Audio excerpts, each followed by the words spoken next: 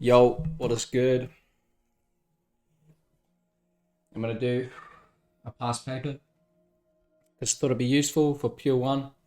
A recent one is a 2022 past paper. We got our formula sheet and I got the mark schedule here so we can be checking our answers as we go. Let's not muck about, let's get right into it. Boom chicka wow! Okay, let's do some math, baby. And obviously I've got my exam hack series, so you should watch that. I mean, every question in here, before I even look at the paper, I know will be covered in my exam hack series because I analyze every paper. Anyway, okay, let's go. Express this x squared minus 8x plus 11 in this form. Well, this is just completing the square. So x squared minus 8x. Let's get my writing down. Plus 11. I don't feel comfortable. Plus 11. Well, this can be equal to, if we factor, minus 4 squared, which is half that. And what does that equal? So we do this first. Let me see, well, what does that equal? This will be x squared. It's as thin as it goes. It is. This equals to x squared minus 8x, and then we get plus 16 on the end. So to get plus 11, we need to minus 5 to all of this. So therefore, x minus 4 squared minus 5, well, this will give us this. So that's your answer. I guess you could write in the values of p and q. So p is equal to minus 4 and q is equal to minus 5. Hence find the exact solution to this equation. Well, this is equal to x minus 4 squared minus 5. That equals to 1. Take that over, we get x minus 4 squared equals to 6. Square root both sides, we get x minus 4 equals to plus and minus the square root of 6. And therefore we get x equals to 4 plus or minus square root of 6. And that's two solutions. 4 plus square root of 6 and 4 minus square root of 6. Okay, the 13th term of arithmetic progression is 12. So we're dealing with arithmetic, so let's write down those equations. Arithmetic, un a plus n minus 1 equals d. I mean, un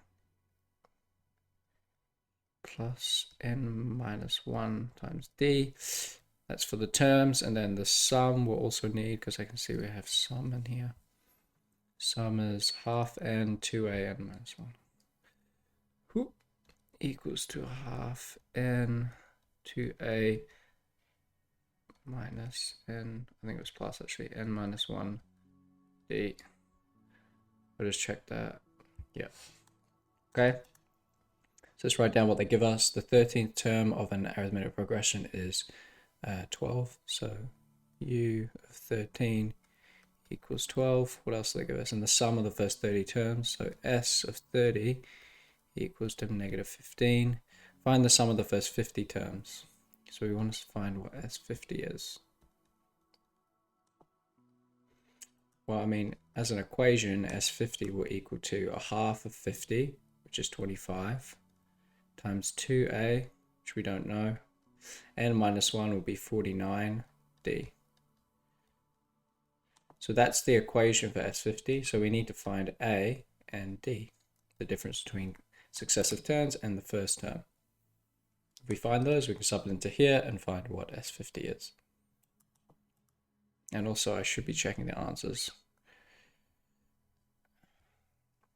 So for that first one, minus 4, yeah, so that's exactly what we got for the first one. Anyway, okay, so let's write an equation for this. So that means that 12 will equal to, when this is n is 13, we get a and minus 13 minus 1 is 12, so plus 12d. So we call that equation 1.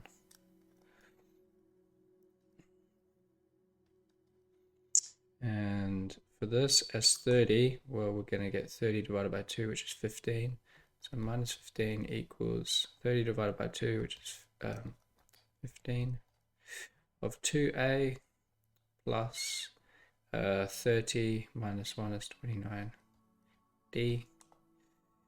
Let's expand the stuff out. So 30a, that's 15 times 29. 15 times 29 is 435.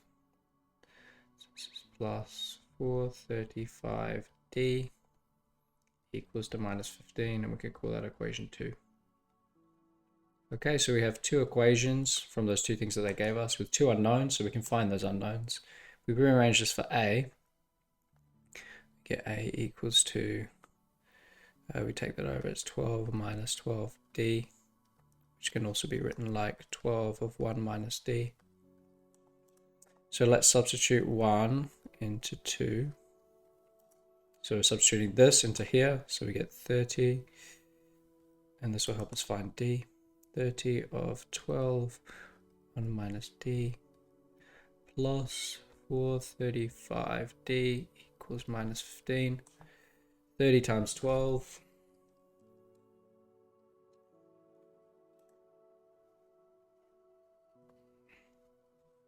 30 times 12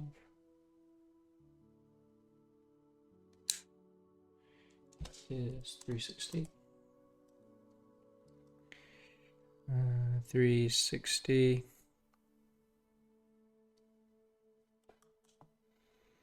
and 30 times minus 12d would be minus 360d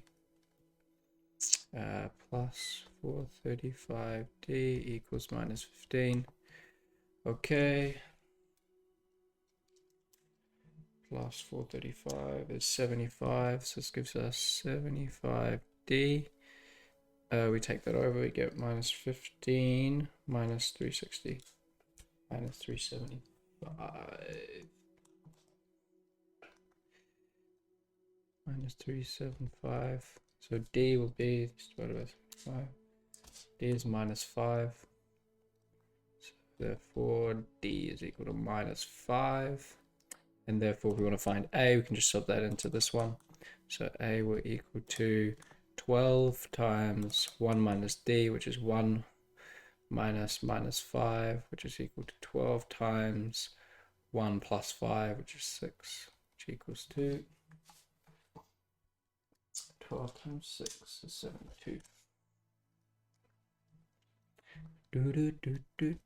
So a is 72. So now for the progression we have a and d, so therefore we can find S50.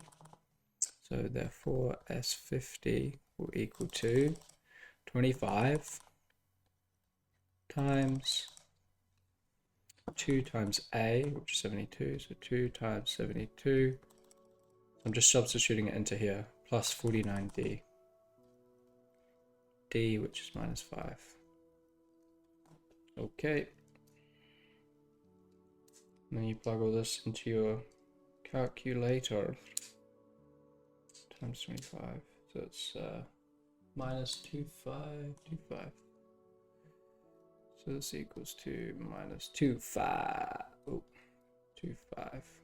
So S50 minus 2525. And that's your answer, baby. Let's check it. Yeah, S50 is minus 2525. Whoa. Okay, let's continue. The coefficient of x4 in the expansion, so this is going to be binomial expansion. So let's get our binomial expansion formula, which is this. So a plus b, so let's just write that out. So you want to write out that fundamental formula that which you'll be using is equal to an plus n1, whatever would be a, n minus 1b, right? And then plus n2 2 a of n minus 2 b squared plus dot dot dot dot. Continue up. So the coefficient of this is a, so the coefficient of x4 and the expansion of this ugly looking thing is a, and the coefficient of x squared and the expansion of this, to find a and b in terms of k. Well, we can do that. So x4, okay, x4 coefficient. So you have to think to what term in the binomial expansion of this is going to contribute to the x4 term. We can see that our a is 2x squared and our b is k squared over x. So, you know, the term that in the expansion which will contribute to the x4 will be when this, we have an x6 on the top and an x squared on the bottom, right? And that'll be when 3, right? Because this is 5, right? So to get, okay, so we need something that has an a cubed b squared, right? Because when we do a cubed, we're going to get an x6, and then this divided by this is going to give us x4, right? So a cubed, what is a cubed? A cubed occurs when 5 minus 2. So it'll be the term, so our n is 5, and our thing will be 2. Our bottom part will be 2. So this is 5, so it'll be a of 5 minus 2, b of what? 2. Right? And so that's, 3 b squared. And that equals to 5, 2. And what is our a? Well, our a is 2x squared. And our b is k, so to the 3, times our b, which is k squared over x squared. So that's the x4 coefficient, well, that's the x4 term. So therefore, and remember this, the coefficient equals a, so a of x4 is going to equal to whatever this shit is. So 5 C2, 5 combination 2. It's 10. I guess I'll just do it. So this is 10. This part will be 8x to the 6, and this part will be k4 over x squared. And that equals to 80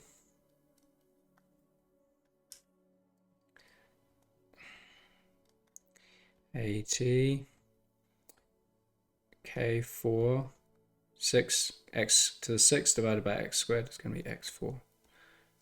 This is ax4. So this is a. So therefore a equals to 80 k4.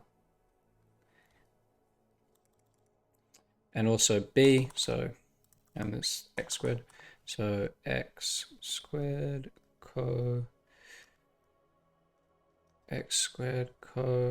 coefficient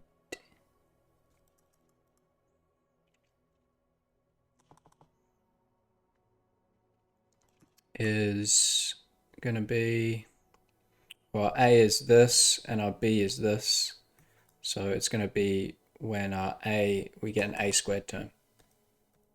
And it's to the power of 4, so we get an a squared term like this, right? Because we're going to get a of 4 minus 2 and b squared.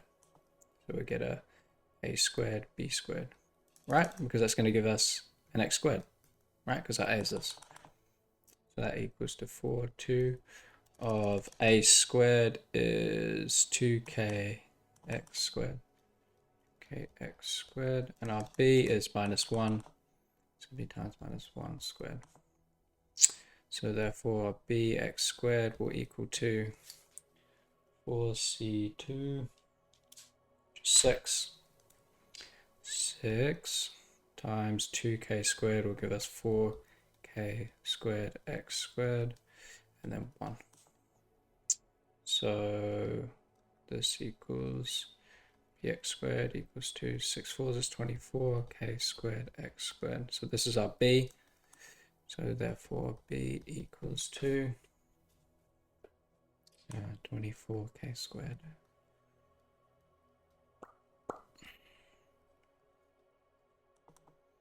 Given that a plus b is 216, find the possible values for k. Well, we have a and we have a b. So our a is ATK4. So our a is ATK4 plus our b is 24k squared. And this equals to 216. So let's just rearrange that. ATK4. Therefore, ATK4 plus 24k squared minus 216 equals 0. What we could divide through by 8 here. So we get a 10. I'm dividing through by 8 just to make it look nice and sexy, just like me.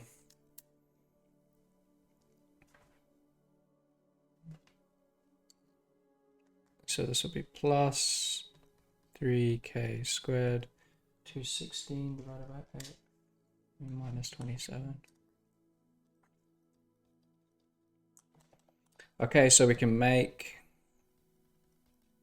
x equal to k squared. So therefore this thing becomes 10x squared plus 3x minus 27 equals 0. And then we can use our our quadratic equation. So therefore x equals to minus b, which is minus 3, plus or minus the square root of b squared minus 4ac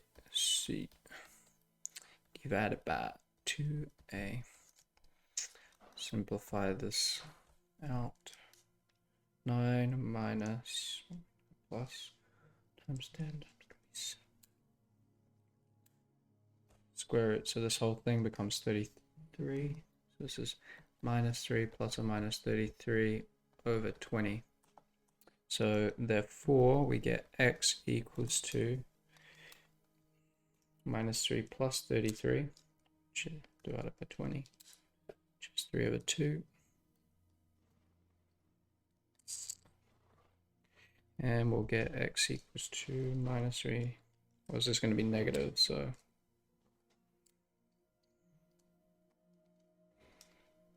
minus 3 minus 33 divided by 20 minus 1.8.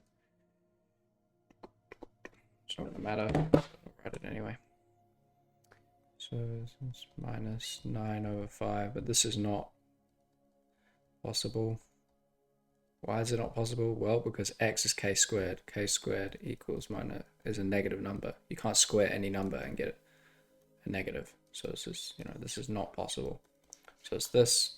So therefore we get, because x is equal to k squared equals to 3 over 2. So then we get k equals to plus or minus the square root of 3 over 2. All right, let's check those.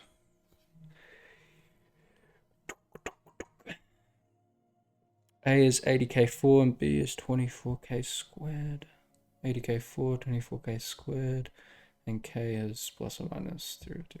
Okay, so 100% so far, boys and girls.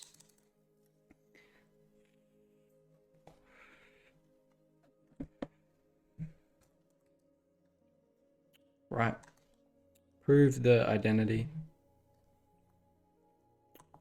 Okay, so we have a single term here and two separate terms here. So immediately I'm going to think, okay, let's combine these two.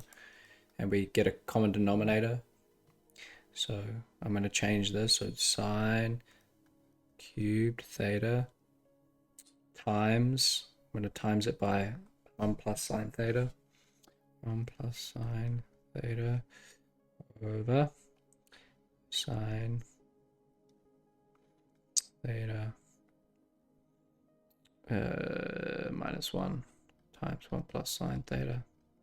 So I'm getting a common denominator minus sine squared theta times sine theta minus 1 divided by 1 plus sine theta times sine theta minus 1.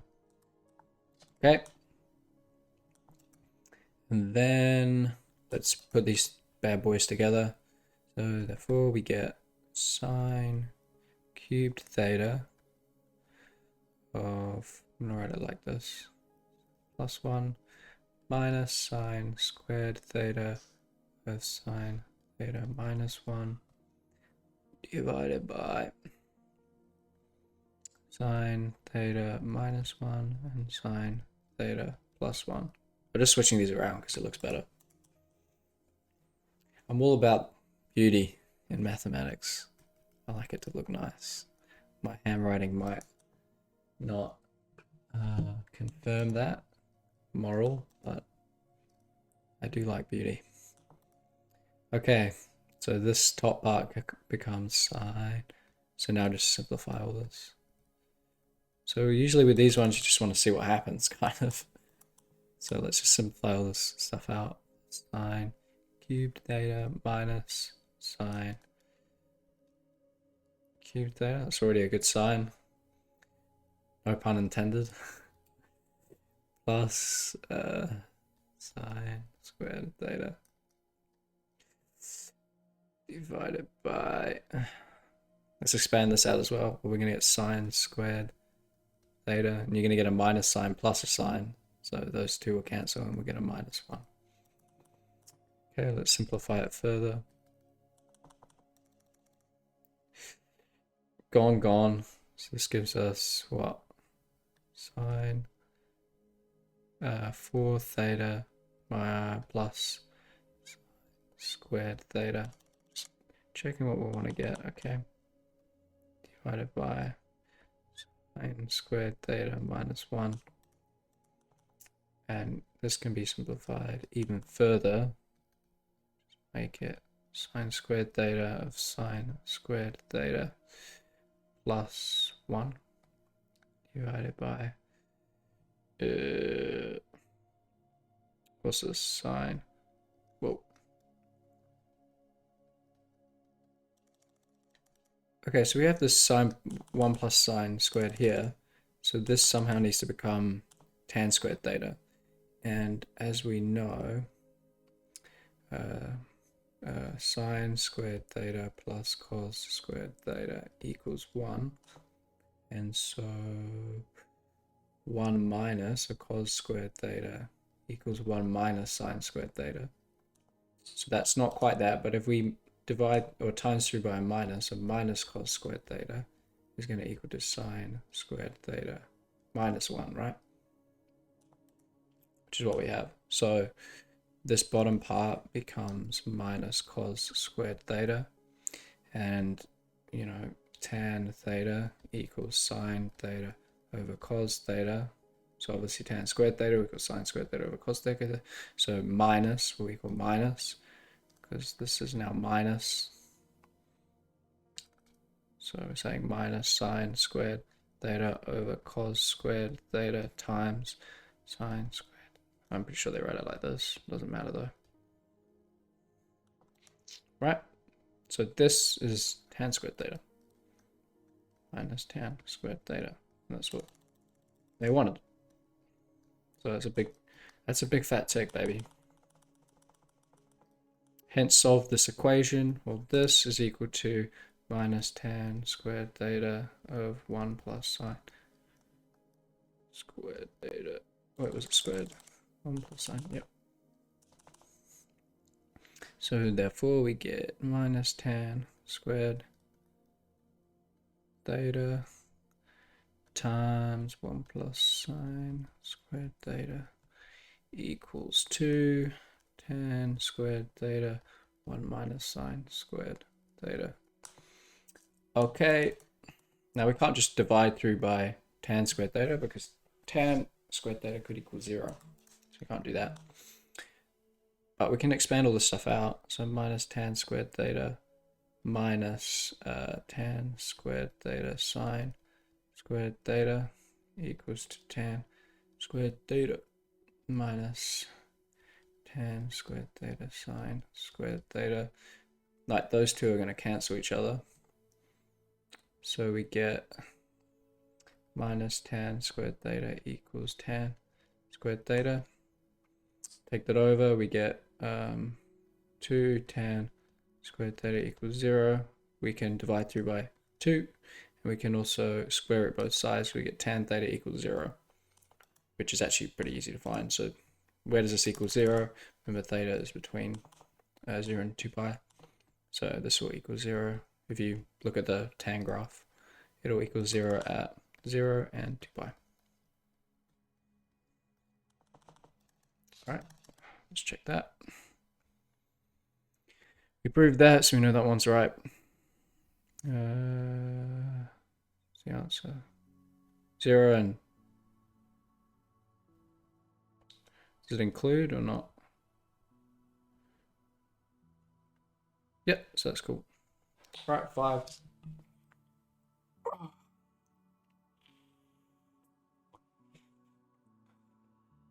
Probably gonna take a break halfway through. Maybe I'll do this one and the next one. I'll take a quick break and I'll come back. Go eat some food or something, you know. Right. Okay, we have a weird looking never to exist diagram. The diagram shows a sector ABC of circle with a center A, radius R, blah, blah, blah, blah, blah. Okay, this is theta equals pi over 6. Find the exact area of BCD in terms of R. Well, what is the area of BCD? So BCD, this is this area here. So this area here, so we can say, you know, the area we want. Oh, see, I'm hungry. The area equals to is going to be this area of the sector. So the area, call it S of the sector minus the area of this triangle, right? And what are these things? Well, the area of the sector, this is on your formula sheet, I'm pretty sure. Where you at? Area of a sector is half r squared theta. So the area of the sector is half r squared theta. We know theta, we know r squared. Well, we're finding it in terms of r, so this is just going to be a half of r squared times pi over 6. Right, because the radius of the sector is r, and this is theta, so let's just plug it into this. This equals to what? Pi over 12 r squared. That one was easy. Area of the triangle is going to equal to half base. So this is our base, half base times height. This is our height. So what is our base and height? Well, this thing here. So we get, so our base will be, so opposite adjacent. So this is a right angle triangle, so you just need to resolve for this. So cos of theta will equal to base over r. So therefore r equals to b, oh no, sorry, b equals to r cos theta. And same goes for this one, sine theta equals to height over r. So therefore height will equal r sine theta. So this equals to a half of r base, which is r cos theta, and r sine theta. And this is pi over 6, so we can just plug pi over 6 into both of those. We get r squared and then cos of pi over 6. Just make sure your calculator's in radians. So I get 0.66, an irrational number, but I know that that's the square root of 3 divided by 2. This equals to the square root of 3 over 2, and I'm pretty sure sine of pi over 6 is a half. It is, so times a half. So this equals to square root 3 over 8. You expand it, all in times r squared. So therefore, the area is this minus this. So pi over 12 r squared minus square root 3 over 8 r squared. And if you want to make it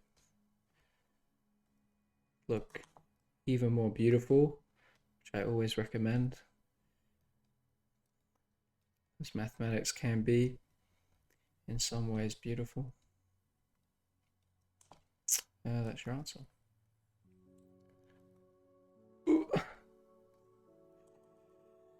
Okay, given instead that the length of BD is square root 3 over 2r.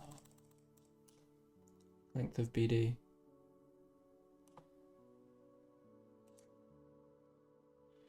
So this length has changed now. They've changed this length, so that actually means the angle will change, right? If it gets bigger, then the angle will get bigger.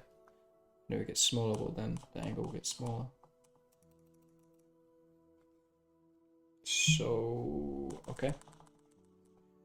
That's just something to note. Find the exact perimeter. So the perimeter, let's call it P, is going to be, well, the perimeter of this thing. Wait, what's it asking? Instead of find the exact perimeter of BCD. Okay, BCD. So what's the perimeter of this thing? So that'll be BD. Let's call it the length BD, which we have, plus the length DC and plus the length CB. So plus the length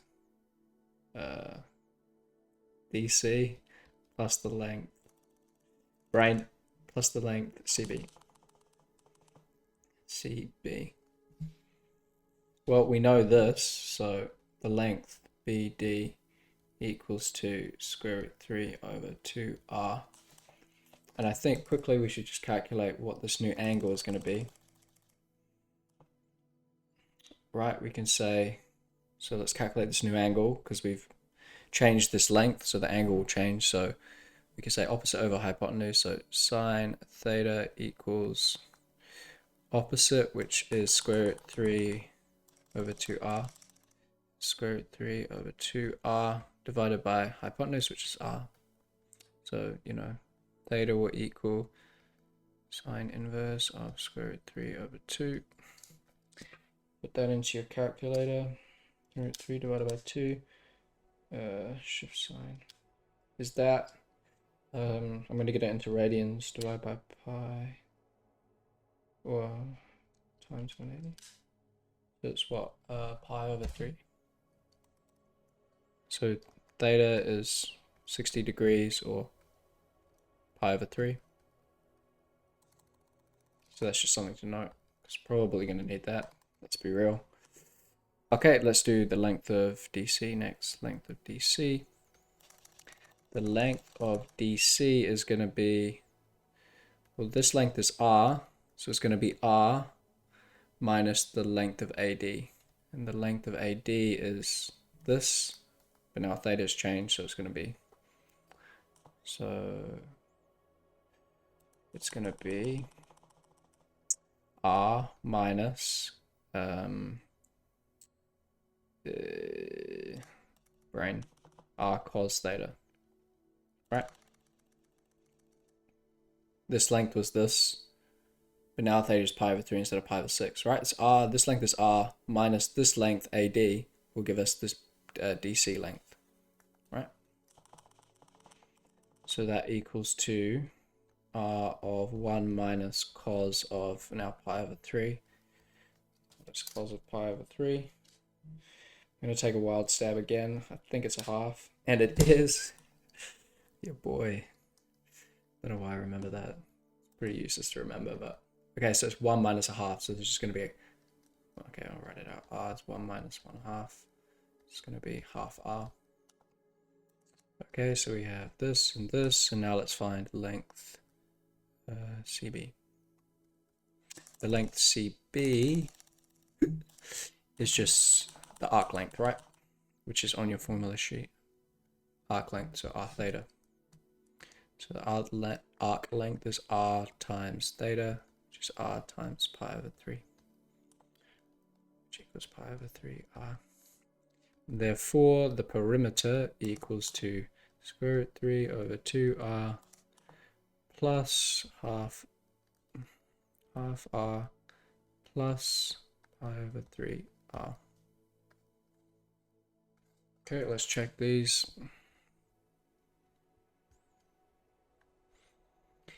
Oh, pi over 2r squared minus square root 3 over 8. Yep, that's what we got. And the perimeter, square root 3 over 2, half pi over 3. And that's what we got as well. Tick. Okay. The function f is defined as following. For this, x is greater than 2, so the domain of f of x is x is greater than 2. Find an expression for, well. And so far, like, all of my exam hack videos have gone through every single one of these. I've done all of these. That's sector question before. This is function question. Binomial expansion question. We have the arithmetic and geometric series question. Been through all this. You just take my beautiful course. Free on YouTube. Okay, so, let's make y equal to f of x. So we want to change from x to y. Right, it's the inverse. So from this, if f of x, we're going from y to x, and in the inverse, we're going from x to y. So we want to get x equals something. So this equals x squared minus 4 over x squared plus 4. And therefore, we get y times x squared. So I'm just going to rearrange for x. This gives us x squared y minus plus 4y equals to x squared minus 4. And therefore we get x squared y minus x squared equals to minus 4 minus 4y. Divide through by negative 1 because I'm all about that beauty. You don't need to do that, but like I said, I want stuff to be beautiful. And divide through by negative 1. This is 4 plus 4y. Okay, factor out x squared. We get 1 minus y. And factor out of 4, we can get 1 plus y.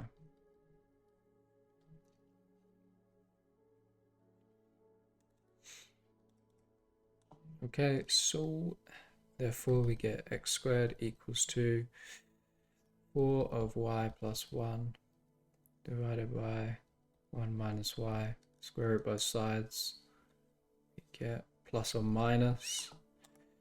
But actually, because the domain here is x is greater than negative 2, well, that means that this can't be negative, right? Because this is always going to be positive. This can't be negative, right? Because it's for x is greater than negative 2. And if x is negative here, well, it won't be greater than negative 2 because, I mean, positive 2 because 2 is a positive number. So we just need the plus 1 here.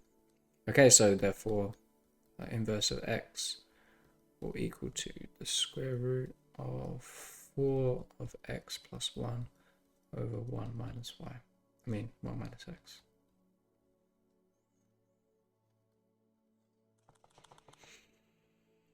Show that 1 minus, let's just check that that's right first.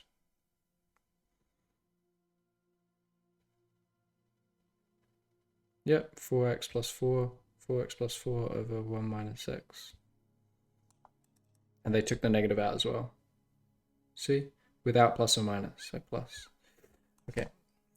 Show that 1 minus 8 over x squared plus 4 can be expressed as this. Okay, well, 1 minus 8 over x squared plus 4. This can equal 2. We'll times this by x squared over, so x squared plus 4 over x squared plus 4 minus 8, because we want to get a common denominator. Right, this is still 1.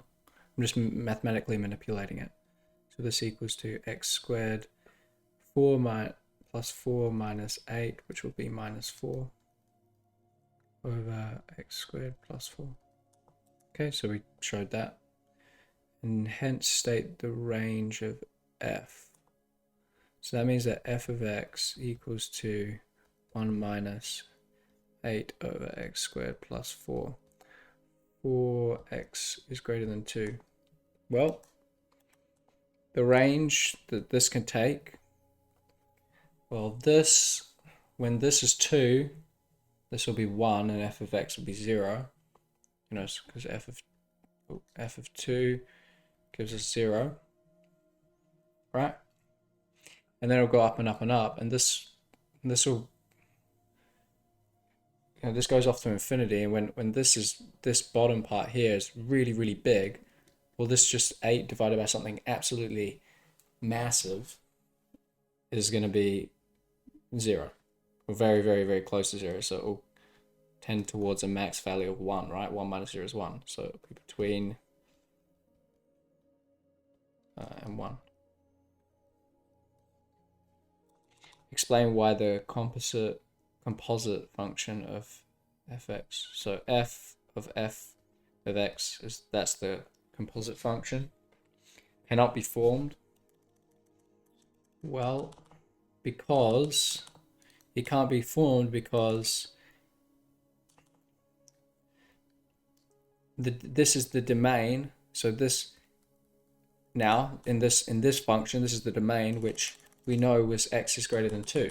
So the input into f of x has to be greater than 2, which means this has to be greater than 2. Well, it only goes between 0 and f of x. I mean 0 and 1, sorry.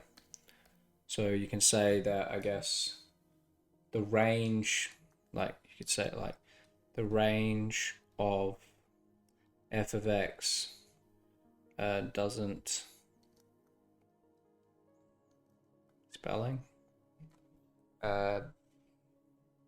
doesn't include, so the range of f of x doesn't include the domain of f of x, right? The restriction on this input function to f of x has to be greater than 2. Well, but the range of f of x is between 0 and 1, doesn't even include 2. So this function's like, doesn't even work, mate. Just put that in. This function doesn't work, mate. Or you could just say, you know, you could scroll that and just say, because. I'd give you 4 marks. I'd give you 4 marks for that. But okay, but that's what it is. Take 0 and 1. Let's just make sure we get this right. Yeah, 0 and 1. Because the range, yeah. The range, because the range doesn't include the domain of f. Okay, I'm going to take a quick break. I'm something to eat and then I'll continue. All right, let's continue.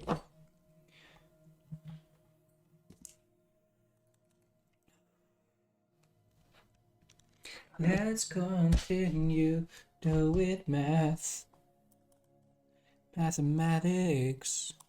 The diagram shows a curve with an equation. This and this. The curve and the line intersect point. Find the coordinates A and B. Well, at A and B, they have, you know, these two curve and line have the same y coordinates, so we can just equate them and find their x coordinates. So 3x minus 2 to the half equals 2 half x plus 1, right? Because here they have the line and the curve have the same y coordinates, and here they also have the same y coordinates. Okay, so then we can figure out this. So we get 3x minus 2 equals to squaring both sides. Okay, let's therefore 3x minus 2 equals 2. This will be a quarter x squared plus a half, so plus x plus 1. Take all this stuff over, we get a quarter x squared minus 2x plus 3 equals 0. Times 3 by 4 to make it sexy is 8x plus 3 times was 12. Then we can factor this, so what would be x minus 6 and x minus 2? Yep. So we get x values 2 and 6. And then to find the y values, we can just plug it back into one of these equations. Let's do this one because it looks easier. So half 2 plus 1, so this is y equals 2, and y equals 6, 3 plus, so it'll be 4. So the coordinates are, A is this, and B is 6, 4. Brain. Hence, find the area of the enclosed region between the curve and the line. Well, the area is going to be the area under this curve minus the area under this line between A and B, which is between 2 and 6, right? And that'll give us this small little pathetic area here. So the area, because the curve goes above the line, so the area under the curve minus the area under the line between A and B will equal to that little area. So say the area of the shaded region is going to equal to the area under the curve minus the area under the line, which is going to be between 6 and 2. Area under the curve is 3. Curve is 3x minus 2 to the power of a half. Dx minus between 6 and 2 of a half x plus 1. Dx. Right, so let's just figure these things out. So therefore the area of the shaded region will be go up by a power 3 over 2 divided by 3 over 2, also divided by this inner part differentiated, which will be 3, minus, this is going to be half x squared over a half, over 2, sorry, plus x, all between 6 and 2. So simplify this, what's this going to be? 3, so it'll be 2 over 9 of 3x minus 2 to 3 over 2 minus, what is this? Brain, quarter x squared plus x between 6 and 2.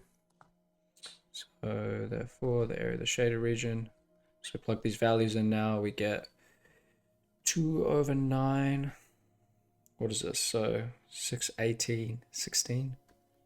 16 to the 3 over 2 minus 6 squared is 36 divided by 4. Brain is 8. God, dude. No. Wait, 6 squared divided by 4 is 9. 9 plus 6 is 15. So I'm just plugging all this stuff in. And then 2 over 9. Why is it so funny to me? 2 over 9, 3x is 2. I so hate this stuff. This like plugging everything in. This is 4 to the 3 over 2. So 2 here, 6 minus 2, so 4 to the 3 over 2. And then minus 2 squared, this would be 1 plus 2, which is 3. Which equals 2. 16 to the power of 3 over 2 is 64 times 2 divided by 9 minus 15 is, what is this? Can you just put it in? Come on, calculator. Work with me, baby. Why you not work with me?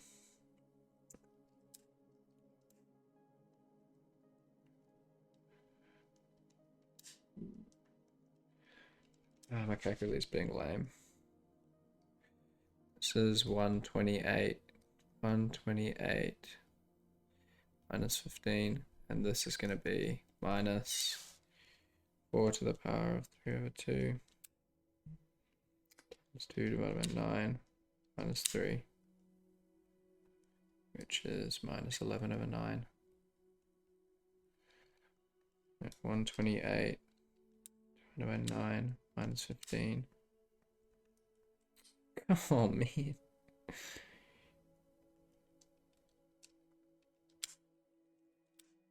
Seven over 9. This is minus, I don't know why my calculator was doing that. Minus 7 over 9. So this is what? Minus 7 over 9 plus 11 over 9, which is 4 over 9. So the area of the shaded region is 4 over 9. Guess we should check that I got it right. 2264. 2264 and 4 over 9. Okay, let's keep going.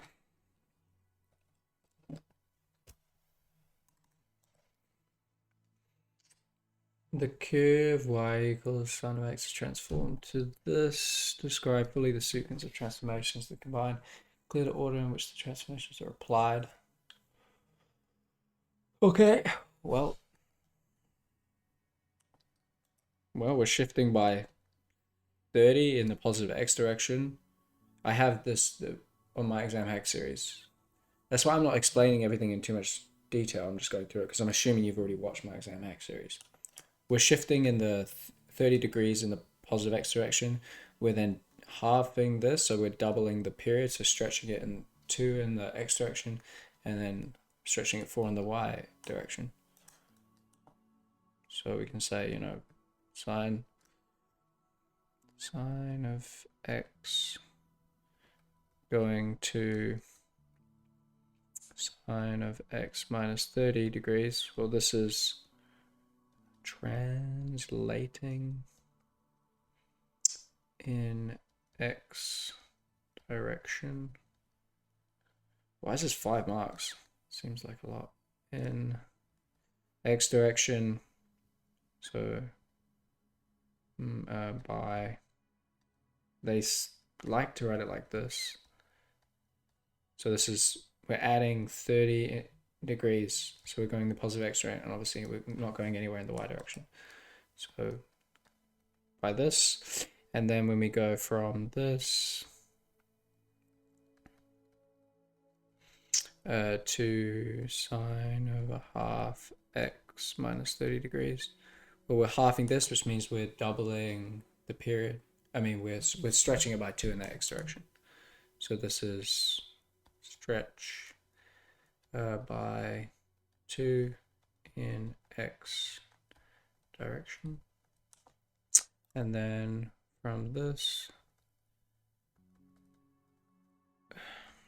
to this,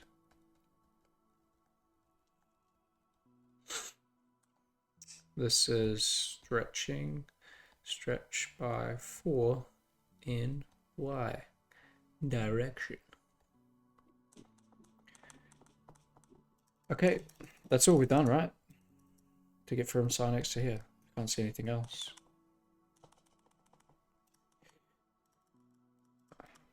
Let's check the answer.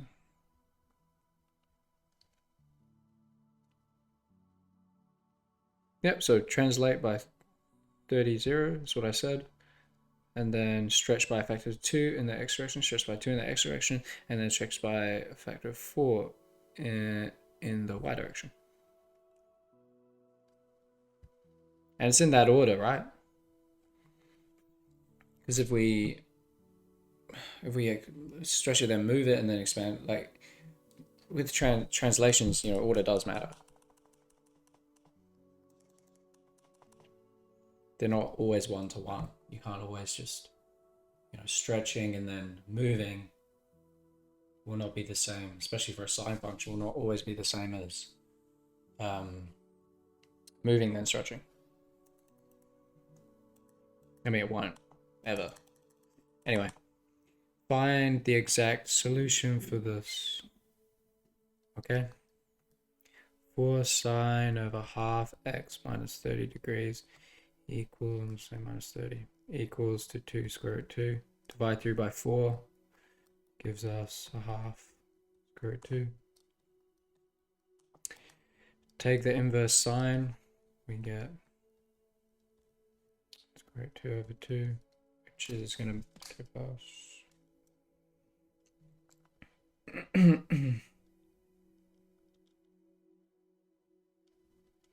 Shift sign, and I can see it's in degrees, so I'll keep it in degrees.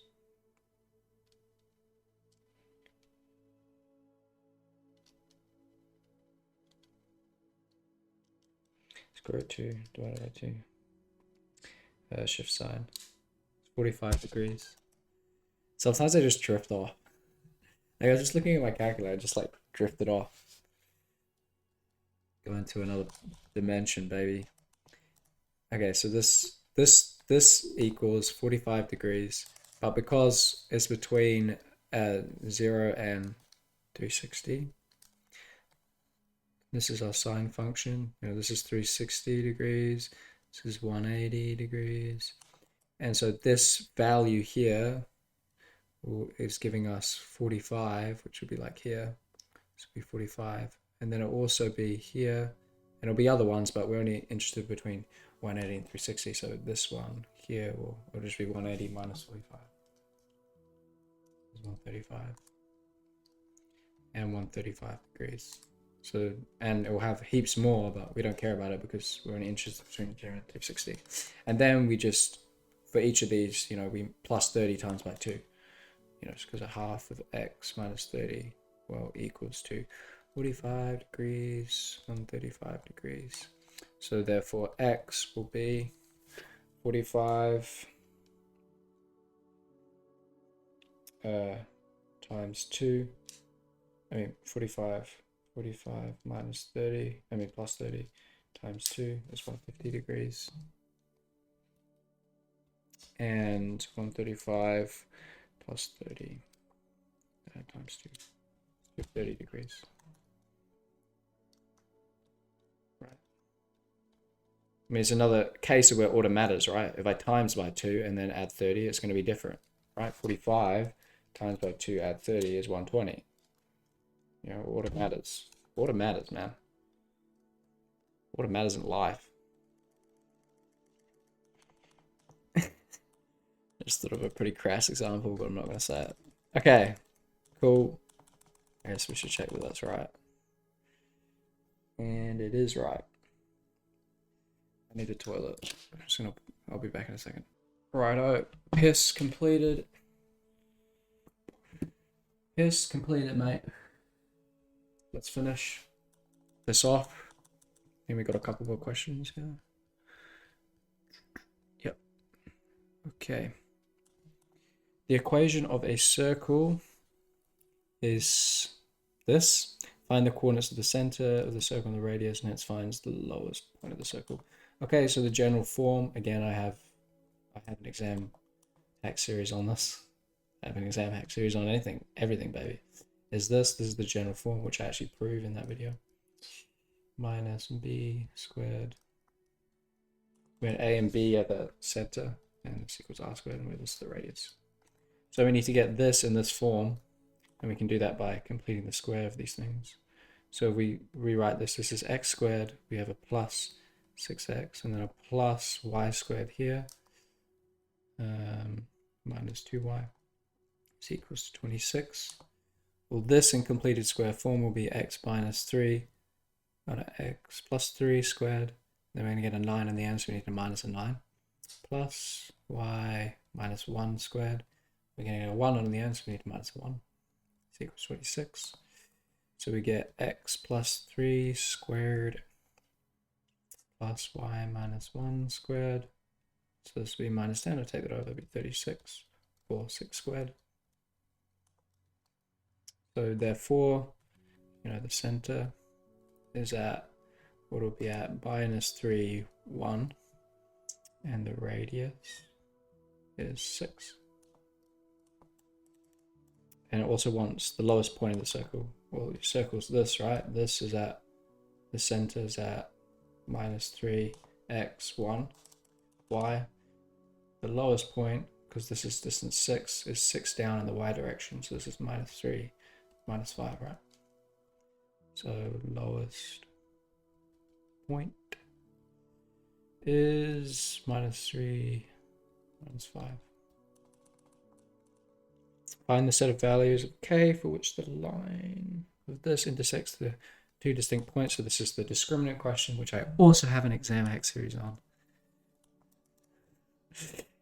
Okay, so we have y for the circle. We have this for the line, kx minus 5. And the circle was x plus 3, y minus 1, x plus 3 squared plus y minus 1 squared equals 36. So we need to equate them. And then for two distinct points, well, that means that the discriminant of our equated curve or equated equation is greater than 0. It'll give us two distinct points because that's the thing under the square root in your quadratic formula. Okay, so we can just sub this into this. So this will give us x plus 3 squared plus y is, well, kx, I guess I'll just do it, kx minus 5 minus 1 squared equals 36. This is just going to be kx minus 6. All right, let's expand all this stuff out. We get x squared plus 6x plus 9. This is going to equal to plus k squared x squared. We get what? A minus k, so minus 12kx, and a plus 36 equals 36. Take that over, these will cancel to 0. So let's, the x squared term, x squared, so the coefficient of the x squared would be, I'll just do one extra step for you, plus k squared x squared. Then we have a plus 6x plus minus 12kx plus 9 equals 0. X squared will be 1 plus k squared. This will be our a, plus x of 6 minus 12 minus 12k. X plus 9 equals 0. And so for this, now we've got it in this form of ax squared plus bx plus c. So for this to have two distinct points, so the intersection will be where b squared minus 4ac is greater than 0. Well, b squared is this 6 minus 12k squared minus 4, 1 plus k squared, and then c is 9. Where is this greater than 0? Okay, let's simplify this. We get 36. 6 times 12. 72 times 2. 144. So 36 minus 144k and plus 144k squared. And what? 4 and 9 is 36. We get minus 36 minus 36k squared greater than 0. That cancels with that, and we get 144 minus 36, 108. So we get 108k squared minus 144k greater than 0. I guess divide 2 by 108 to make it look even better. 44 divided by 108 is 4 over 3.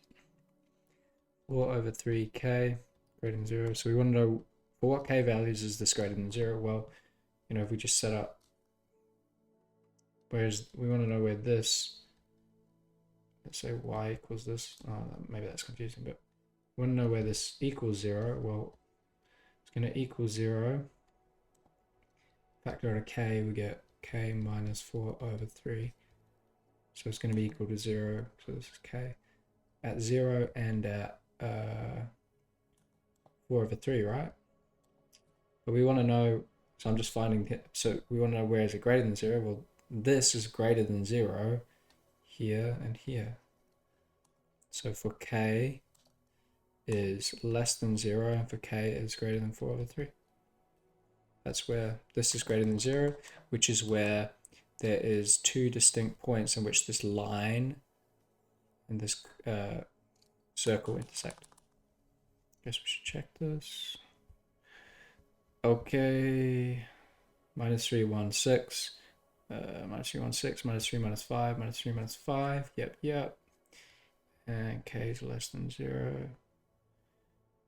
K is less than 0 and k is greater than 4 over 3. Cool. Final one.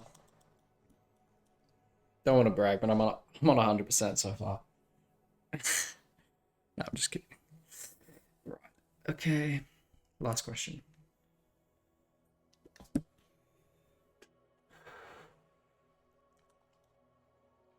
The equation of a curve is such that d squared, so the second differential is this.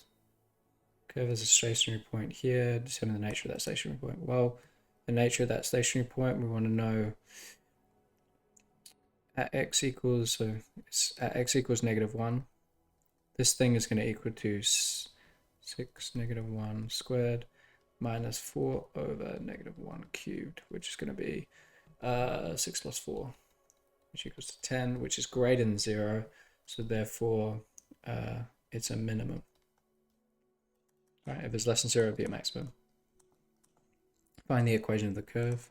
Okay, well, we can do that quite. D squared y over dx squared equals to 6x squared minus 4x to the minus 3. Okay, so I just took that out because I know I'm going to have to integrate here. And I guess, look, I mean, you can write this like this. This is the same thing. Times through by dx. So it's basically what you're doing when you do this. And then you integrate both sides. Maybe that's confusing, but you integrate both sides. And this thing will become dy by dx. And this becomes, well, 6x 3 over 3 minus 4x up by a power divided by the power. Then we've got plus c. So this becomes 2x cubed. And this becomes plus 4x, no, plus 2x to the -2. Okay, and we know that a stationary point is at here. So, you know, dy by dx when x equals -1 is equal to 0, right? Because it's a stationary point. So 0 equals to, we're finding c, minus 1 cubed plus, this is 2 over minus 1 squared. C, that's -2. -2 plus, this is 2 plus c. So actually that's 0, right? So c equals 0. Yeah, we're not going to have enough space. So therefore dy by dx equals to 2x cubed plus 2x to the -2 plus 0. You don't need to write that. Okay, and then we need to integrate one more time. Again, we can write it like this. D by dx of y. If we times through by dx, we get this. Integrate both sides. And then this becomes y equals to, go up by a power, we get 2x4 over 4 plus 2x to the -1 over -1 plus d, let's call it. This is going to be a half.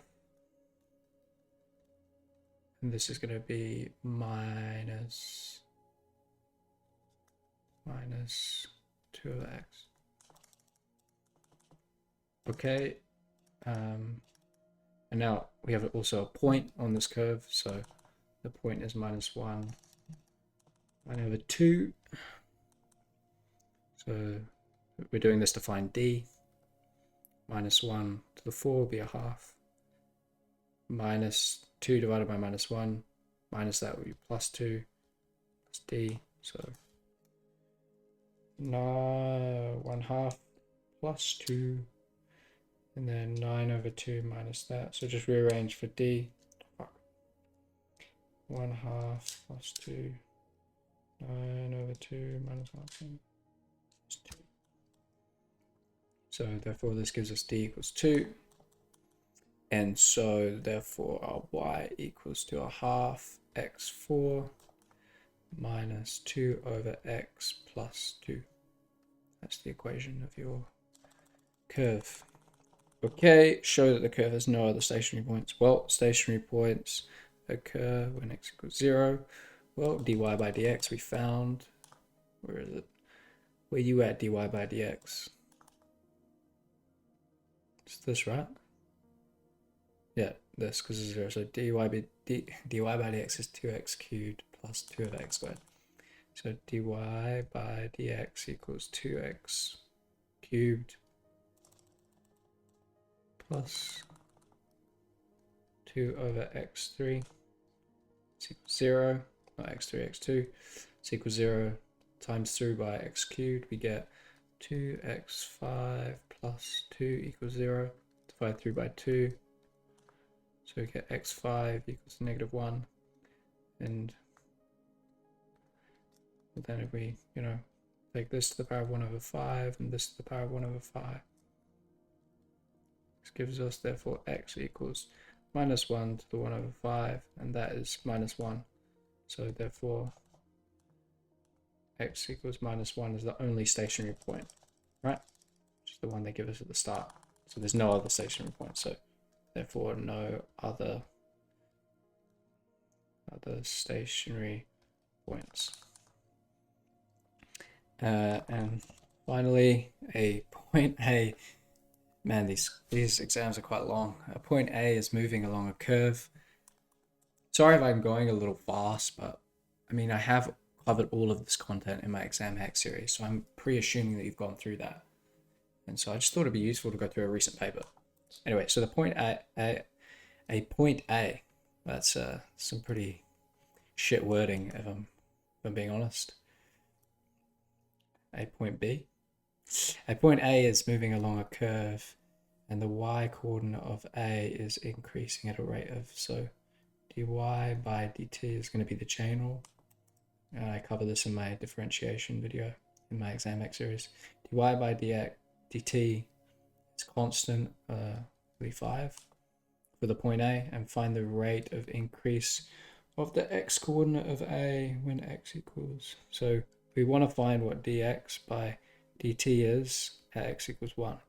Now, due to the chain rule, this is going to be what we have, and well, this is 5 all the time, so this is dy by dt at x equals 1, which is going to be 5, times dx by dy when x equals 1, right? Because that will cancel with that, and it will give us dx by dt. We have this is 5 because it's always 5, it's constant. And so we want to find this, and we know that dy by dx equals to this, 2x cubed plus 2 over x squared. So therefore dx by dy is just going to be the reciprocal of this, will be 1 over 2x cubed plus 2 over x squared.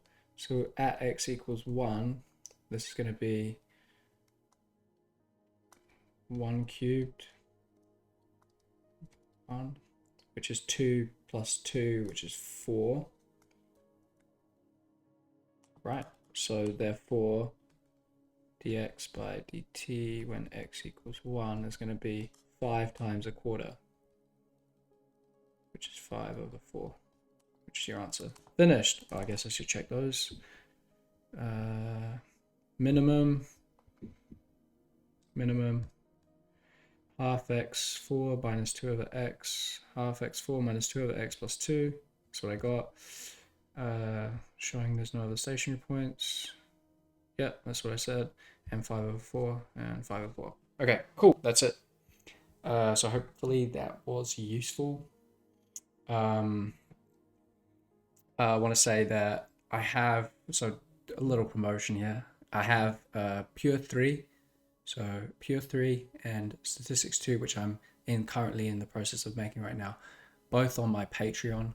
So if you need that in the future, go over there. You can support, you'll be supporting me as well. Hopefully this was all useful. Please drop a fat, juicy like. And If you're feeling crazy and adventurous, you could subscribe. I don't know. Whatever you feel like doing. That's it. Good luck for your exams, and I'll see you when I see you.